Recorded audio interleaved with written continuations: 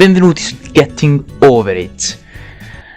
Non so chi sia Bennett Ford. Questo gioco è famoso perché riesce a farti distruggere casa senza nessuno. There's no feeling more intense. Perché riesce a farti distruggere casa senza l'utilizzo di nessuna bomba. Ah, quindi è così che funziona, eh? Quindi no ragazzi, molto meglio per una serie. Riesci a salire questo fottuto a... No, non fare cazzate. Prendi il tuo martello del cazzo, levalo lentamente. Ok. Vai. Dietro. Oh, you just lost a lot of progress. That's a deep frustration. Oh, let's go. Let's go. E sali questa cazzo. Alright, thanks for coming with me on this trip. I'll understand if you have to take a break at any point. Just find a safe place to...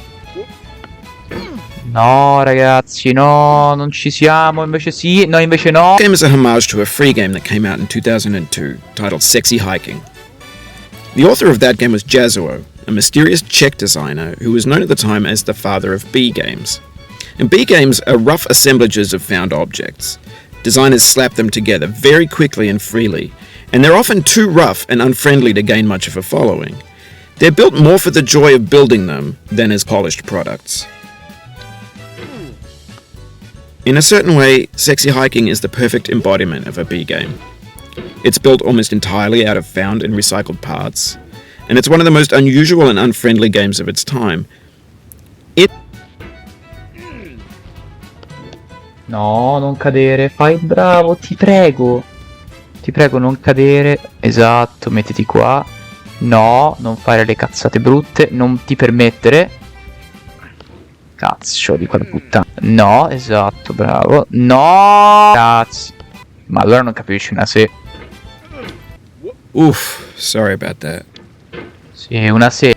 No, ma perché? Ma perché devi fare ste cose? Perché? Tranne... E quindi riesco a fare forse? No, non ci riesco. Gioco di me! Anyway, when you start Sexy Hiking, you're standing next to this dead tree that blocks the way to the entire rest of the game. It might take you an hour to get over that tree, and a lot of people never got past it. You prod and you poke at it, exploring the limits of your reach and your strength, trying to find a way up and over. And there's a sense of truth in that lack of compromise. Most obstacles in video game worlds are fake. You can be completely confident in your ability to get through them once you have the correct method or the correct equipment or just by spending enough time. In that sense, every pixelated obstacle in Sexy Hiking is real. No! Sì, va bene, va bene. Allora, poi dicevano che Geometry Dash fa incazzare. Scusami. Tu come cazzo hai fatto a ficcarti dentro una pentola di me? Sì, mena. Non ci siamo allora. Invece sì. Allora, come si fa? Forse credo di aver capito come si fa. If you need to take a break, it's okay. I've saved your progress. Sì, I've saved your progress, grazie. Devi salvarmi il culo, altro che progress. Le provate? Sì, tutte io le faccio. Tutte io. Ho rischiato. Lo rifaccio perché forse era quello il modo. Ma lo sai girare un martello? A quale ferramenta l'hai comprato? A quella sotto casa di mio zio, che non è molto buona.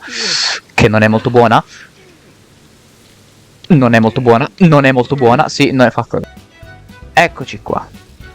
Siamo arrivati all'albero. L'albero che rompe i coglioni. Ok, ora devo andare di là. Eccoci qua. No ragazzi. No, questa no. Questa non me la puoi fare però. Infatti questa non me la puoi fare. No, quella non ci riesco neanche se mi fa. The obstacles in Sexy Hiking are unyielding, and that makes the game uniquely frustrating. But I'm not sure Jazuo intended to make a frustrating game. The frustration is just essential to the act of climbing, and it's authentic to the process of building a game about climbing. A funny thing happened to me as I was building this mountain, but I couldn't bring myself to make it easier. It already felt like my inability to get past a new obstacle was my fault as a player rather than as a builder. Imaginary mountains build themselves from our efforts to climb them, and it's our repeated attempts to reach the summit that turns those mountains into something real.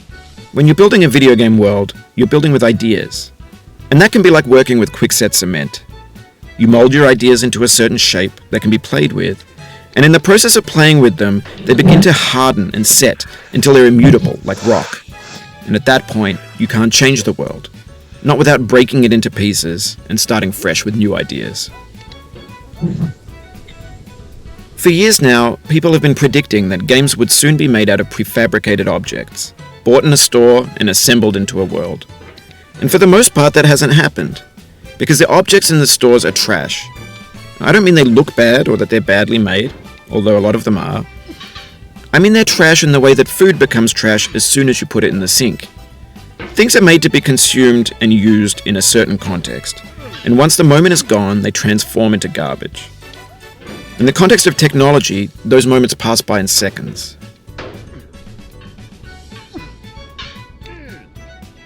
Ok, non ci crederò mai nella vita e non ce l'ho fatta perché sono un coglione. Ci credo.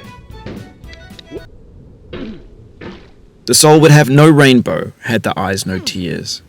John Vance Cheney.